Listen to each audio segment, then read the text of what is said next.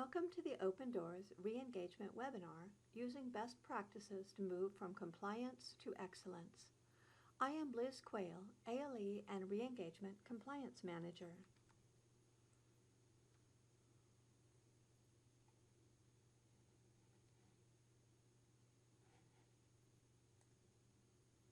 The Office of Student Support and the Alternative Learning Department within OSPI support the OSPI vision and mission. The purpose of this webinar is to help programs with their documentation and practices so that they are meeting the state rules while helping students engage in their learning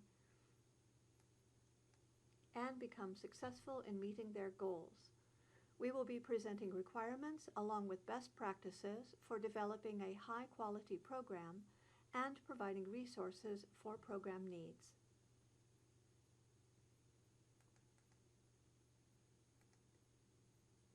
In this webinar, we will go over other reporting requirements that are specific to Open Doors programs and documentation requirements, including key elements of eligibility, enrollment, weekly status checks, face-to-face requirements, and indicators of academic progress.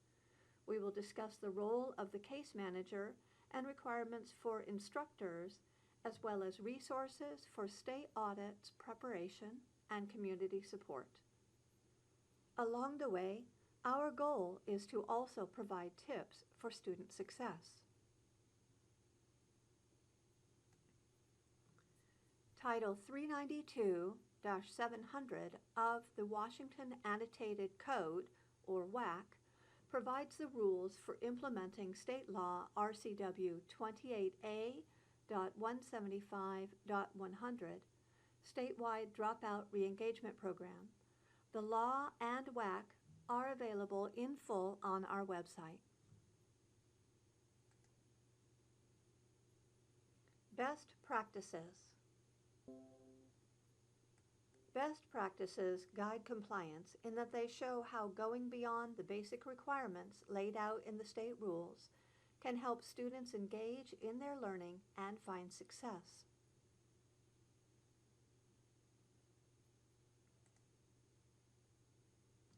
A high-quality Open Doors program will focus on the students' strengths, not what they're missing or just what they need to graduate.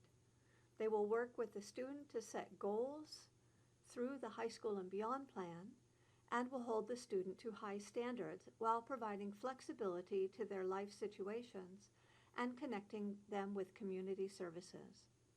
A high-quality program understands that meeting the minimum of the state rules is not enough to help student success, and instead sets high expectations for themselves and their students.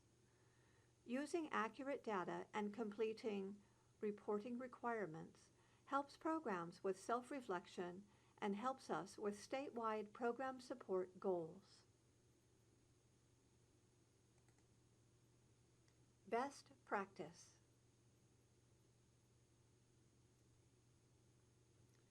Enrollment practices.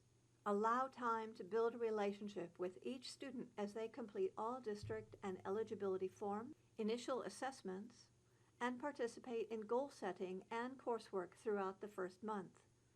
Most importantly, help them connect with the greater learning community and its resources.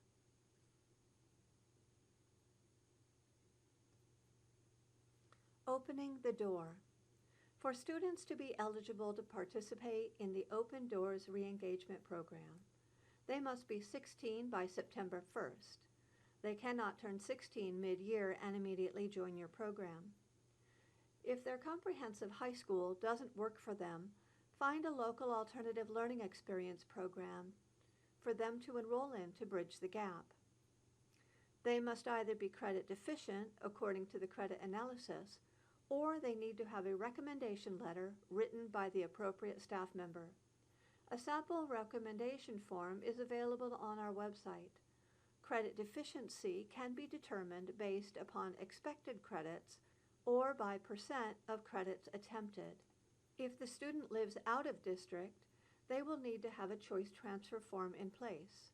either within the first 30 days of school or via results obtained from a standardized assessment up to 6 months previous. A student must be assessed in reading and math. If the assessment is neither completed nor obtained, then the student must be removed from enrollment and a correction made for the previous month until the student has completed the testing. Finally, the student needs to have participation in learning on or before count day, usually within the previous 20 days or calendar month. This can include a meeting with a case manager, a lesson with an instructor, a course planning meeting, or working with staff to access community resources. The key is that it is in the form of attendance that includes one of case management, instruction, or college or career planning.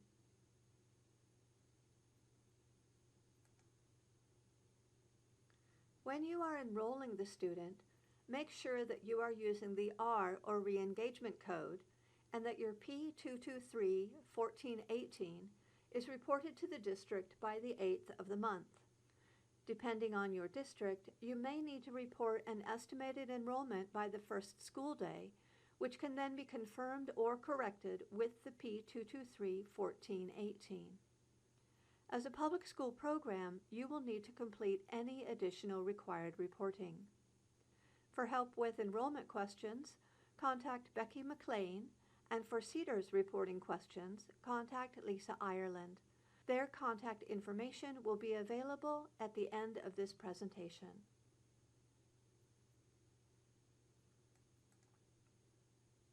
Best practice.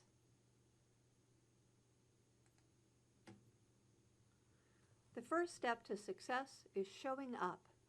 Help your students succeed by providing a face-to-face opportunity at least once every week. Go beyond the monthly requirement. Attendance is defined as both weekly status checks and monthly face-to-face time. Once a student is in the second month of enrollment claims, they need to have a weekly status check for each week in the previous calendar month in which there were 3 or more school days and 2 hours of face-to-face time. Remember, you are always looking backward to determine new claims, and you are counting back over the last 3 claims, not the past 3 calendar months.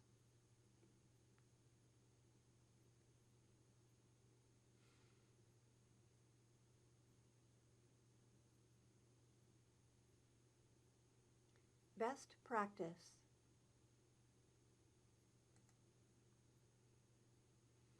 IAPs. Give students opportunities to earn an IAP each month they are enrolled. Clearly note the IAP gained in the weekly contact documentation. Request a definition of significant gain from the tool's publisher and keep a copy of that correspondence on file for use in identifying IAPs.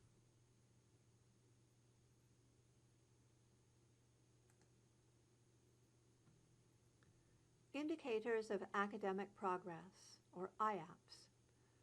There are many ways in which a student can earn an indicator of academic progress. Take advantage of as many as possible and don't lock your students into only one method for success. This list is also available in WAC 392, 700, 015, Section 15. Best practice. Limitations on enrollment.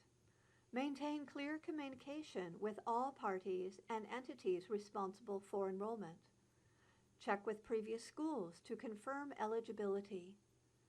Check with your registrar to verify who is on enrollment and who is being claimed for apportionment. Be proactive. Start the dialogue 2 weeks before count day. Through clear communication, you can make sure that your registrar does not end up with surprises on count day. Clarity is also important for claiming apportionment. Maximum FTEs apply. Once a student has earned a high school diploma or AA degree, They are considered to have completed secondary education. Yay! And must be withdrawn. A high school equivalency certificate, or GED, is not a closure, but instead adds to other secondary opportunities such as introductory college courses and career skills development. Think GED Plus. Open Door students cannot also be enrolled at the comprehensive high school or ALE program, except for the provision of special education or TBIP ELL services, not even for band. Shared with Running Start, a student can be claimed for a maximum of 1.2 FTE total, and with skill centers for a total of 1.6 FTE, with no program claiming more than 1.0 FTE. The student apportionment is limited to a total of 10 FTE for the year for Open Doors. If the student has been claimed at the high school, at Open Doors, or was registered as a home-based student or attended a private school, they all count toward that 10 months of access to schooling. Continuous enrollment. The fourth month claim also includes over the summer if you have a summer program. Once you are past September, September does not count toward the IAP requirement. In the first example, an IAP was earned in May. June is the first month past the IAP, July is the second, September is the third. And because we don't count September for IAPs, October is also third. The student would need another IAP by October 31st to be claimed in November. In the second example, the student had gaps in enrollment either by not meeting attendance requirements or by not earning an IAP. This student earned an IAP in October, so with the attendance requirement met, was able to be claimed in November as the first month, December as the second month, and January as the third month. Without another IAP, they could not be claimed in February or March. Upon earning an IAP in March and meeting the attendance requirements, the student was able to be claimed in April. The third example shows the enrollment claims of 1.0 annual average full-time equivalent, meaning that not including Running Start or Skills Center, the student is limited to a total of 10 FTE for the year. If the student has been claimed at the high school, at Open Doors, or was registered as a home-based student or attended a private school, they all count toward that 10 months of access to schooling. Best practice. Your case manager is the key to student weekly contact and can help the student stay engaged in their education. This list is not exhaustive. The case manager is the core of your Open Doors program. This staff member is your student's connection to assistance and referral services, advising, and can oversee assessments, either initial or reassessments for IAPs. They are the key facilitator for working with the students to identify and incorporate their strengths and interests into goal setting and post-secondary plans. Remember, the case manager does not have to be an expert in delivering all the supports a student may need, but should be the expert in knowing where those supports can be accessed so that the student may be connected to them. While the case manager is usually and primarily located on the program's main site, they may also need to meet the student off-site for coordinating services. These services should be well coordinated with instructional and administrative staff. The case manager may be the primary coordinator for enrollment and reporting, collecting data from instructors. Having regular and predictable procedures for these tasks makes it easier for everyone from students to teachers to case manager to registrar. The main role of the case manager, it's providing supports for students, helping them to overcome barriers and be successful in their learning. Think about the other requirements that your program has beyond enrollment reporting. Keeping these documents in one location can help with easy access for not just auditors and reviewers, but also for your staff. Here is a list of items that can be maintained in a program notebook or digital file. These items describe program details and show how your program meets staffing requirements as defined by the Open Doors WAC 392-700.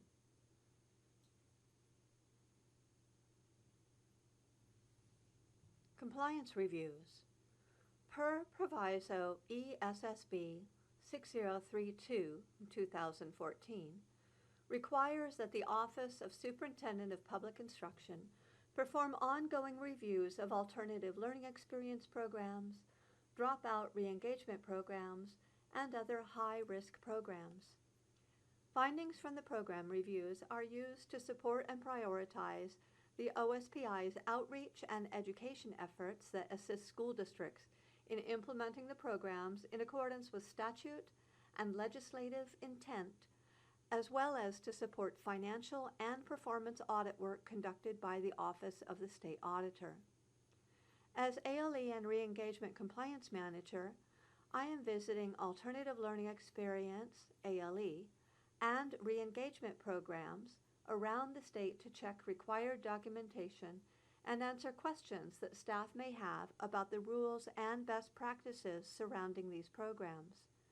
This is a support role meant to help programs verify enrollment reporting and improve program practices.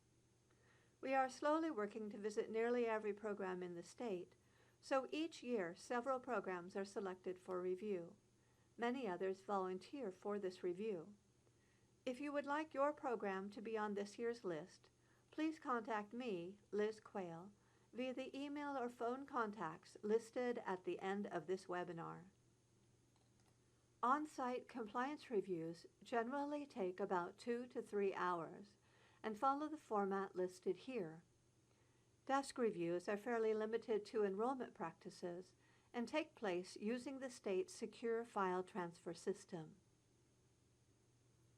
Last year, I completed 11 compliance reviews for Open Doors re-engagement programs, including several consortium programs by secure file transfer. Some reviews were done on-site. The greatest concern was that in several programs, students did not participate in both reading and math standardized assessments within the first 30 days of enrollment, or test scores from up to 6 months prior were not obtained. Most programs changed their practices to make sure that these assessments were not skipped. In completing compliance reviews, we like to see what is going especially well in the program. This is most often possible through on-site reviews due to being able to see the facilities, meet students, and have those conversations about all the positive ways that Open Doors programs are making a difference for students who have not met with success in other educational environments. Many programs have excellent community partnerships, clear and consistent documentation, and even more importantly, regular face-to-face time that far exceeds the minimum requirements. Developing positive relationships with the student and providing opportunities for success makes all the difference. Best practice. As you know, student success is built upon the relationships you develop with the student. Ask them what they are interested in, what they're good at, and where they need some support. Know that when you plan, you may need to make adjustments because, as we all know, life happens. Most of all, celebrate success. High schoolers love stickers. Student of the Month can have any criteria. Certificates for IAPs and credits are great acknowledgments. And throw a bit of fuss when a student graduates or earns their GED. We have several resources on our website, and are currently updating them and making them ADA compliant. Here is a look at our web page on OSPI's recently revised website.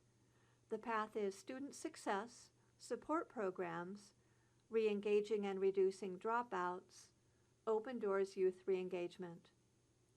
Lori Shannon can give more information about OSSI, RAPSA, and regional networks.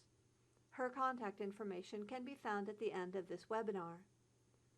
Our monthly Open Doors newsletter includes specific information about resources and program requirements. Email me, Liz Quayle, to subscribe. Thank you for following along with our webinar. I'm Liz Quayle and am available by email and phone for questions, and am glad to schedule a compliance review school visit. Thanks again.